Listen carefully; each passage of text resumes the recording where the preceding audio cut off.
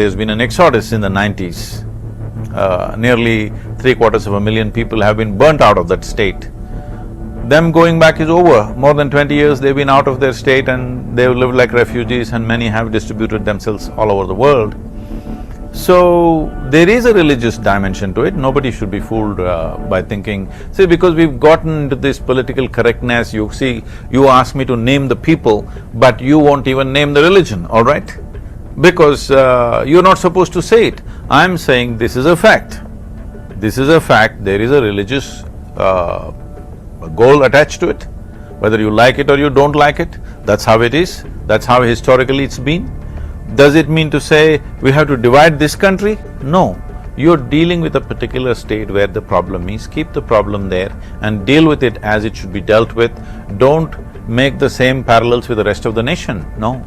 Right now, we have this problem, a whole lot of people have not invested themselves in that idea. They are either vacillating… Including the political class? They're either vacillating or they're wondering which way it's going to go. Even for them to wonder, the reason may be the situation on the ground, because I know from the other side, at many points, Pakistan believes it's very close that they're going to get Kashmir. They have never understood, it doesn't matter what they do, Indian army is never going to hand over Kashmir to them, that's never going to happen. But that side, there is an illusion. Many times in the last 70 years, at least 4 to 5 times, they've really believed it's come so close, they're going to get it now. Because they start talking locally, just so close, another 2 months we'll have Kashmir, this kind of talk goes on there. So that illusion we have to break. And how does one do that? If you take away the local infrastructure completely, so there are people who are clearly other side of the wall, we need to deal with them one way. There's a whole lot of people who sit on the wall not knowing which way to fall, we must deal with them compassionately. And those who are on this side, we must deal with them in terms of protecting them so that they don't get harmed. You're calling this terror, but I want you to understand this. This is a planned agenda.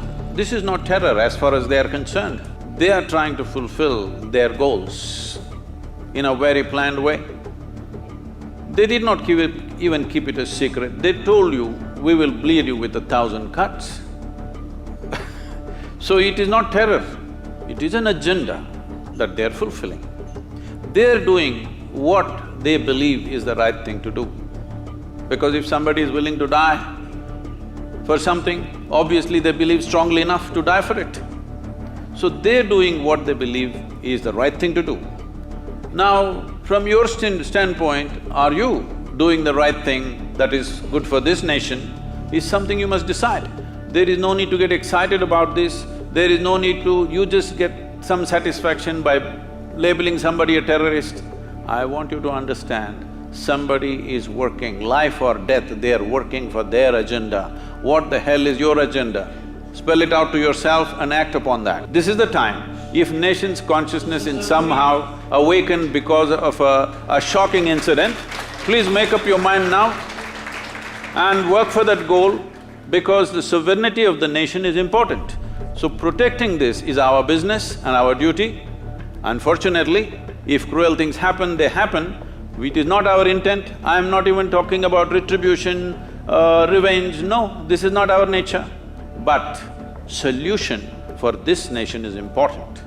That people of this nation can prosper is an important duty that the leaders of this nation owe to every citizen in this country.